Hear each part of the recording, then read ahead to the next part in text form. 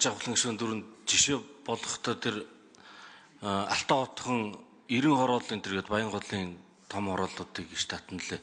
Яг төгжрөл үүсгдэг, дотроо сургууль байдаггүй, бүгдээр ингээд нүүдэлж явдаг сургуультай газар л байгаа маш үнд. Дээрээс нь энэ хойдлын гэр хорооллууд одоо тэр хорооллын хойдлын гэр хорооллууд ингээ уул руу гардаг хүүхдүүд нь өвөл нөгөө аймаар халтргаатай утаатай тэгээд юу байдгүй чиглэлийн автобус байдгүй 1000 төгрөгийн таксинд суудаг мөнгө байхгүй алхдаг жоохон хүүхдүүд. Тэгэхээр ер нь агуулгаараа энэ хуулийн нэмэлт өөрчлөлтүүд бол маш зөв зүйтэй юм байна гэж үзэж байгаа.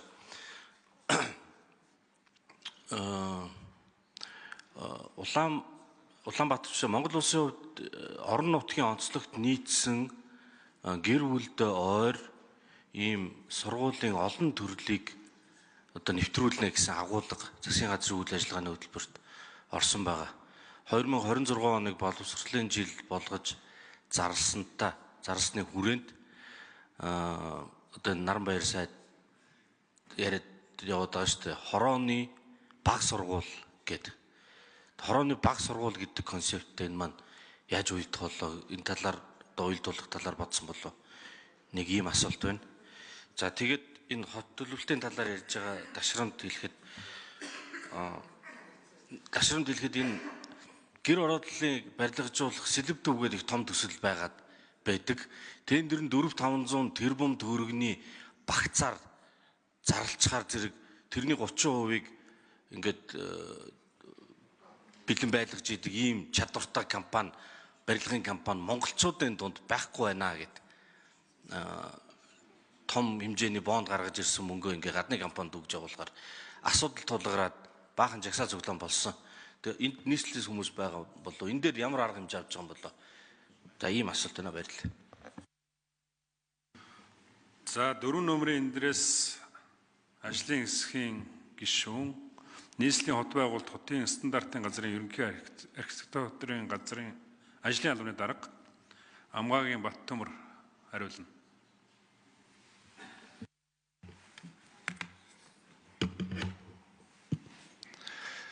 За жаргал сайхны зол жаргал гишүүний асуултанд хариулъя. За өмнө нь бол Алтан хотхон тухайн хот тосхны барилгчлалын норм ба дүрм мөрөлдөгдөхгүй байгаагийн шалтгаанаас бол Алтан хотхон Маршал хотхон гэх мэт сургууль цэцэрлэхгүй хоргол баригдсан үнэ. Энийг бол зас залруулахад бол тухайн хуулийн заалтаар хүн амын нэгтрэл тухайн байршлаар нь сургууль цэцэрлэгийг бол нэмэлтээр төлөвлөх шаардлагатай байгаа. Энэ дээр бол газар чөлөөлтүүд хийгдэнэ. Тэрнээс гадна тухайн сургууль цэцэрлэгийн хүртээмжийн асуудал яригдана. Тэгээд түрүүн ч гэсэн бас гишүүдийн дунд хэлэлцүүлэг өрнөд ер нь бол нэг барилгын давхрыг бол нэмэгдүүлэх шаардлагатай гэдэг дээр бол санал нэг байгаа.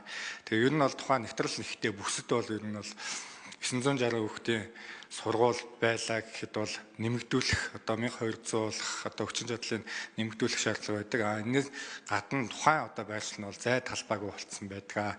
За хоёр дахь асуудлын үед бол гэр ороллын хойд талын уул руу гардаг хэсэг байгаа. За энэ бол маш их хүндрэлтэй биднээс шийдэх ёстой асуудал байгаа. За бид бол Улаанбаатар хотын хөгжил 2040 он хүртэл хөгжлийн ерөнхий төлөвлөгөөн дээр бол тухайн уул руу гарч байгаа хэсгийн бол хүн амын нэгтрэлийн тооцоод энэ дээр инженерийн шугам сүлжээ болон зам тавих хөрөнгийн их усрын тооцож үзсэн. За тухайн уул руу гарч байгаа хэсэг бол ер нь бол гад 20-30 хүн амын нэгтрэлтэй. За тэгээд томоохон хэмжээний их үүсвэр зам тээвэр шийдвэрлэхэд эдийн засгийн хувьд бол үр ашиггүй байдаг. За энийг бол ерөнхийдөө бид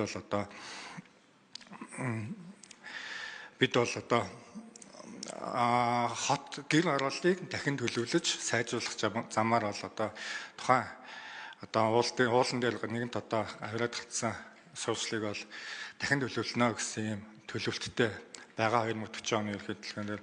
За Монгол улсын засгийн газрыг 2026 онд боловсролын жил болгон зарлагтай холбоотойгоор бол манай байгууллага болон одоо нийслэлийн зүгээс бол хамтарч ажиллаж байгаа. Тухай бүрт нь саналаа өгөөд яваад одоо байршлын тодорхойлох, хүчин чадлын тодорхойлох, нэмэлт мэдээллийг өгөх ажил дээр бол идэвх санаачлагтай ажиллаж байгаа. Тэгээд за гэр хорооллын барилгажуулалтын одоо сэлбэдэд төвтэй холбоотой асуудал дээр одоо над дээр бол одоо яг тодорхой одоо худалдаа авалтын үйл ажиллагаан дээр бол тодорхой мэдээлэл алга байна.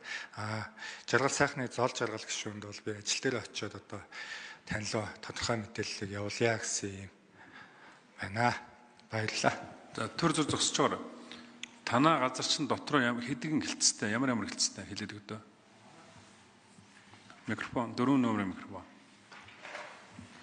Манай газар бол ерөнхийдөө бол бүтц оронтойгоор бол 99 хүний бүтц оронтойтой байгаа. За одоогор бол 50 ажиллаж байна. Манай дээр бол захиргаа санхүү, ерөнхий архитектурын ажлын алба, хот байгуулалтын хэлтэс, хот төлөвлөлтийн хэлтэс, инженерийн бэлтгэл арга хэмжээний хэлтэс, хотын стандартын хэлтэс, хууль эрх зүйн хэлтэс, тэгээд барилгын чанарын хэлтэс гэсэн ийм хэлтсүүдтэй байгаа.